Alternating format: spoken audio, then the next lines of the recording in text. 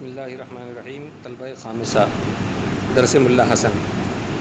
تو باقی بچی پہلی شک یعنی باری تعالیٰ کا جو علم ہے وہ اس کی ذات کا عین ہے.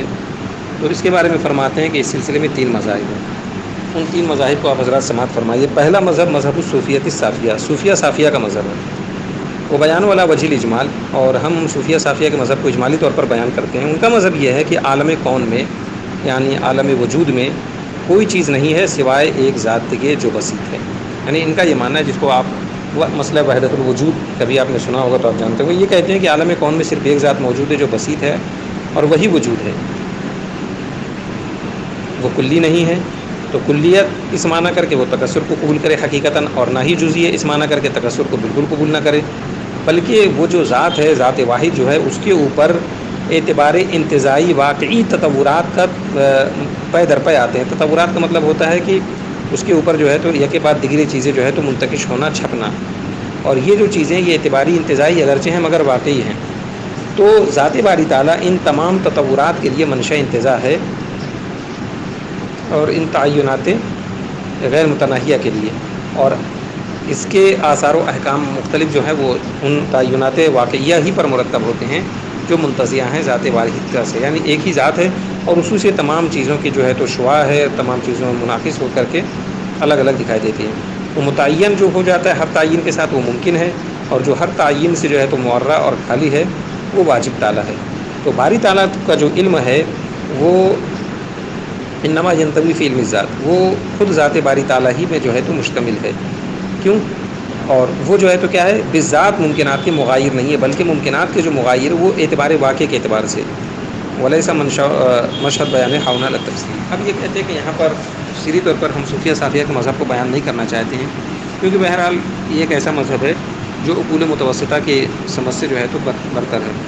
دوسرا مذہب فرفیریوس کا ہے، جو اس بات کا قائل ہے کہ عاقل اور معقول جو ہے تو باری تعالیٰ کے علم ممکنات میں متحد ہیں. یعنی دوسرے مقامات میں تو ممکنات کے علم میں تو عاقل اور معقول دونوں مغایر ہوتے ہیں، لیکن ذات باری تعالیٰ کے علم ممکنات میں عاقل اور معقول متحد مطلب ایک ہی چیزیں ہیں. اور یہ بھی حقیقت میں صوفیہ صافیہ ہی کے مذہب کی طرف راجع ہو جائے گا کہ یہ بھی اس کا بھی مطلب یہی ہوا کہ ایک ہی چیز ہے اگرچہ دکھائی دو دیتی ہے. اور یہ جو ہے عقل متوسط کے طریقے سے خارج طریقہ ہے بحث و نظر اور فکر کے لیے. لہذا باقی بچتا ہے تیسرا مذہب. اس تیسرے مذہب کو ہم یہاں پر بیان کر رہے ہیں شیخ میں. اور تیسرا مذہب یہ ہے کہ باری تعالیٰ کا علم جو ہے باوجود اس کے کہ جمیع ممکنات سے اس کا حقیقتاً تباین ہے، اس کے باوجود باری تعالیٰ کا علم جمیع ممکنات کے لیے کاشف ہے کشف تفصیلی کے طور پر. اور اس کے قائلین جو ہے متاخرین حکمہ ہیں، یعنی متاخرین حکمہ کا مذہب ہے. ملا حسن یہ فرماتے ہیں کہ میرے نزدیک دقیق نظر کرنے کے بعد میں یہی مذہب حق ہے. لہٰذا ان کے مذہب کی تحقیق کہ ذات باری تعالیٰ کا علم جو ہے بذات جمیع ممکنات کی ذوات کے متباین ہے، لیکن اس کے باوجود ذات باری تعالیٰ کو ان جمیع ممکنات سے ایک خاص قسم کی خصوصیت، ایک خاص قسم کا تعلق حاصل ہے ان ممکنات میں سے ہر ایک کے ساتھ. اور اسی خصوصیت کے ذریعے سے باری تعالیٰ جو ہے ان تمام ممکنات کے لیے کاشف ہوا کرتی ہے کشف تفصیلی کے طور پر. لہذا یہی وجہ ہے کہ یہ علم صفت کمال ہے. اور اگر یہ کشف اجمالی ہوتا تو علم ناقص ہوتا. اور رہا یہ ہے کہ ہم نے اس علم کو اجمالی کے ساتھ متصف کیا لأنه كما يكون في صورت العلم اجمال، اس لیے کہ جس طریقے سے جو ہے ممکنات کے لیے یہ جو ہے تو علم اجمالی کی صورت میں ایک امر جو ہے امر کثیر کے لیے انکشاف کا منشا بنتا ہے، اسی طریقے سے باری تعالیٰ کے علم اجمالی میں بھی ایک ہی ذات جو ہے کثیرین کے انکشاف کے لیے منشا بنتی ہے. لیکن دونوں کشفوں کے درمیان میں بڑا فرق ہے، ممکنات کے کشف اور باری تعالیٰ کے کشف کے درمیان. لہذا پہلا والا یعنی ممکنات میں جو کشف ہوتا ہے وہ کشف ناقص اور اجمالی ہوتا ہے، اور دوسرے میں جو ہوتا ہے وہ کشف تام اور تفصیلی ہوتا ہے. یہ جو ہے متاخرین حکمہ کا مذہب ہے. اب اس پر جو ہے تو کچھ اعتراضات جو ہے تو وارد ہو رہے ہیں، اس کو یہاں سے بیان فرما رہے ہیں. اگر آپ اعتراض کریں کہ جب کاشف اور مکشوف کی ذات کے درمیان تباین ہوگا تو کشف کا تصور کیسے کیا جا سکتا ہے؟ یعنی آپ یہاں پر ذات باری تعالیٰ کو کاشف مان رہے ہیں، جمع ممکنات کو مکشوف مان رہے ہیں، اور دونوں کے درمیان میں تباین مان رہے ہیں، تو پھر جو ہے تو کشف کیسے ہوگا؟ کیوں؟ فإنه إنما يتحقق قدر الاتحاد، اس لیے کہ کسی بھی چیز کا کشف تو اسی وقت متحقق ہوتا ہے جتنا زیادہ وہاں پر اتحاد ہوگا، بقدر اتحاد. یعنی اتحاد جب بالکل ہوتا ہے تب اس شے کا جو ہے تو مکمل کشف ہوتا ہے، اور اتحاد جتنا زیادہ ہوتا جائے گا کشف اتنا ہی زیادہ ہوتا جائے گا، اور اتحاد جتنا ہی کم ہوگا کشف اتنا ہی کم ہوگا. نیز کشف میں تمایز کا تصور کیسے کیا جا سکتا ہے ممکنات کے درمیان باوجود اس کے کہ ذات کاشف جو ہے تو ان کے ساتھ متحد ہے؟ تو کیسے امتیاز حاصل ہوگا؟ تو اس کا جواب یہ دیتے ہیں، میں کہتا ہوں کہ یہ تصور الکشف ما کون کاشف مبین، کشف کا تصور ہو جائے گا باوجود اس کے کہ کاشف جو ہے یہ مکشوف کے مبین ہوا کب، جبکہ پہلی کی یعنی کاشف کی مکشوف کے ساتھ کسی قسم کی جو ہے تو خصوصیت خاصہ ہو، کہ اگرچہ دونوں میں اتحاد نہیں ہے مگر ایک خاص قسم کی خصوصیت ہے، تو خصوصیت کبھی کبھی اتحاد سے بھی آگے بڑھ جاتی ہے۔ اور رہا ممتنع، یہ اس وقت ہوتا جبکہ کاشف کی مقصود سے بالکل کسی قسم کی کوئی خصوصیت نہ ہوتی، بلکہ خصوصیت تو کبھی کبھی کشف کے حق میں اتحاد سے بھی آگے بڑھ جایا کرتی ہے۔ مثال، پھر اس کے بعد میں آپ نظر کریے ان خصوصیات کے تمایز کی جانب، تو آپ کو علوم کے درمیان بھی تمایز حاصل ہو جائے گا۔ جب خصوصیات جو ہیں وہ الگ الگ ہیں تو علوم بھی الگ الگ ہو جائیں گے۔ پھر اگر آپ یہ اعتراض کریں کہ آپ کے مذہب کی بھی تو وہی خرابی لازم آ جائے گی کہ یہ مذہب اس بات سے خالی نہیں کہ وہ خصوصیات یا تو انضمامی ہوں گی تو وہ شک انضمام کی طرف لوٹ جائیں گی، یا انتزاعی ہوں گی تو شک انتزاع کی طرف لوٹ جائیں گی، حالانکہ ماقبل میں آپ جو ہے تو دونوں شکوں کو باطل کر چکے ہیں گزشتہ پہلے۔ تو ہم کہیں گے کہ ہم اس بات کو اختیار کریں گے کہ وہ انتزاعی ہے، یعنی یہ خصوصیت خاصہ جو ہے یہ انتزاعی ہے، لیکن کشف کا دار و مدار ان مفہومات انتزاعیہ پر نہیں ہے، بلکہ کشف کا دار و مدار ان کے منشا یعنی ذات باری تعالیٰ پر ہے، اور وہ ذات واحد بسیط ہے۔ اور ایسا ہو سکتا ہے کہ ذات واحد امور متکثرہ کے لیے منشا انتزاع بن جائے، جو امور متکثرہ مختلف الاثار والاحکام ہوں، جیسا کہ ہم قرآن میں مشاہدہ بھی کرتے ہیں، اس لیے کہ قرآن باوجود اس کے کہ بسیط ہے وہ امور متکثرہ کے لیے منشا انتزاع بنتا ہے، کیونکہ قرآن سے جو ہے تو منطقہ کا بھی تصور ہوتا ہے، دوائر سگار کا بھی تصور ہوتا ہے، اقطاب کا بھی تصور ہوتا ہے، محاور کا بھی تصور ہوتا ہے، باوجود اس کے کہ یہ سب کے سب آثار میں ایک دوسرے سے بالکل متمایز یعنی جداگانہ ہیں۔ تو منطقہ کیا ہے؟ یعنی قرآن کے بیچوں بیچ ایک خط کھینچی جائے تو اس کو منطقہ کہتے ہیں، اور اس کے بعد جتنے دائرے ہوتے ہیں ان کو دوائر کہتے ہیں۔ اب وہ دوائر سگار قبائل دونوں طریقے سے متصل ہوتے ہیں، اور اقطاب اس قرآن کے دونوں جانب کو، شمالی اور جنوبی جانب میں جو انتہا ہوتی ہے ان کو جو ہے تو اقطاب کہتے ہیں، اور محاور محور کی جمع ہے اس جگہ کو جس جگہ پہ جو ہے تو قرآن جو ہے تو گردش کرتا ہے۔ تو آپ یہ دیکھیں گے کہ ان سب کے آثار الگ ہیں، اس کے باوجود امر واحد یعنی امر واحد بسیط قرآن جو ہے تو امور متکثرہ کے لیے منشا انتزاع بن رہا ہے۔ ٹھیک اسی طریقے سے ذات باری تعالیٰ بھی امور متکثرہ کے لیے منشا انتزاع بنے گی، جن کی خصوصیات مختلف الاحکام ہوں گے اور آثار مختلف ہوں گے، اور یہ علوم متمایزہ ہوں گے، اور اس اعتبار سے اس مذہب میں کسی قسم کا کوئی غبار نہیں ہے، اور اس صورت میں علم باری تعالیٰ کو حاصل کرنے کے لیے صورت کے حصول کی بھی ضرورت نہیں پڑے گی۔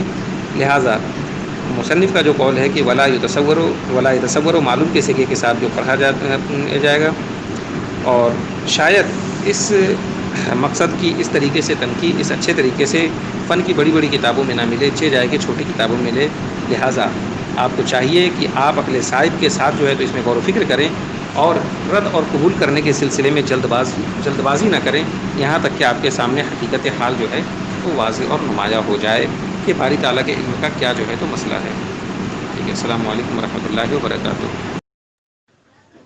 بسم اللہ الرحمن الرحیم۔ طلبہ خامسہ، درس ملا حسن۔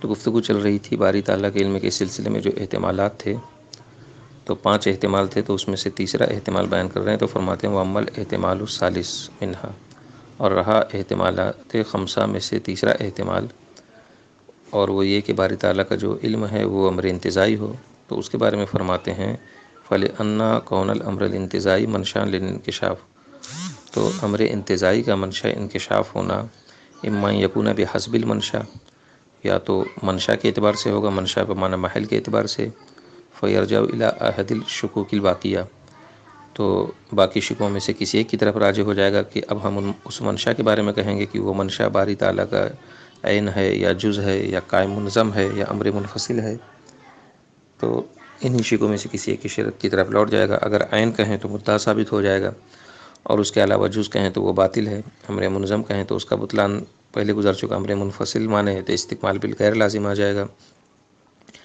تو امر انتزاعی ماننے کی صورت میں دو حال سے خالی نہیں ہے، یا تو اپنے منشا کے اعتبار سے جو ہے تو وہ باری تعالیٰ کا علم ہوگا، یا امر انتزاعی کے اعتبار سے۔ اگر منشا کے اعتبار سے ہو تو باقی شکوک میں سے کسی ایک کی طرف لوٹ جائے گا، اور بحسب نفس مفہومہ الانتزاعی، یا منشا کے اعتبار سے نہیں بلکہ اپنے نفس مفہوم انتزاعی کے اعتبار سے۔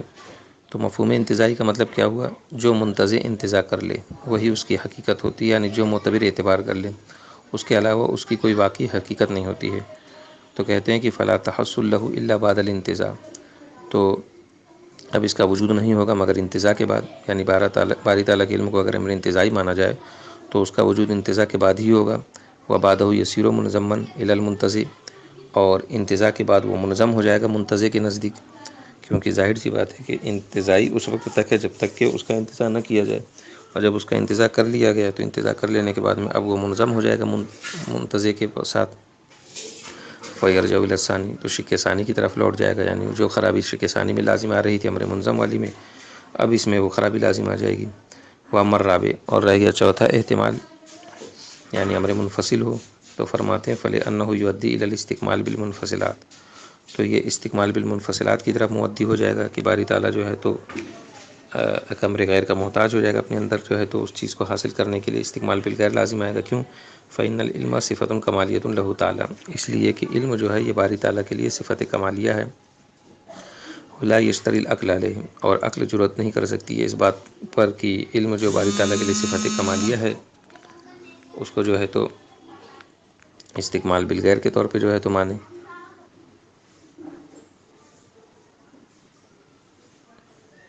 وقضا یلزم الاضطرار الفاحش، اور اسی طریقے سے اضطرار فاحش بھی لازم آ جائے گا علم یسبق علم، اگر پہلے سے کوئی علم اس کا علم سابق نہ ہو، یعنی جب ہم منفصل مانیں تو سوال یہ ہے کہ پہلے سے اس کا علم ہوگا یا نہیں ہوگا۔ اگر پہلے سے اس کا علم نہ ہو تو اضطرار لازم آ جائے گا، اور اگر پہلے سے اس کا علم ہو تو احتمالات باقیہ میں سے کسی ایک کی طرف راجع ہو جائے گا کہ اس علم کے بارے میں اب سوال ہوگا۔ نیز یہ خرابی لازم آ جائے گی کہ جہل کی نسبت باری تعالیٰ کی طرف جو ہے تو صحیح ہو جائے، اس کے ذات من حیث ذات کے مرتبے کا اعتبار کرتے ہوئے۔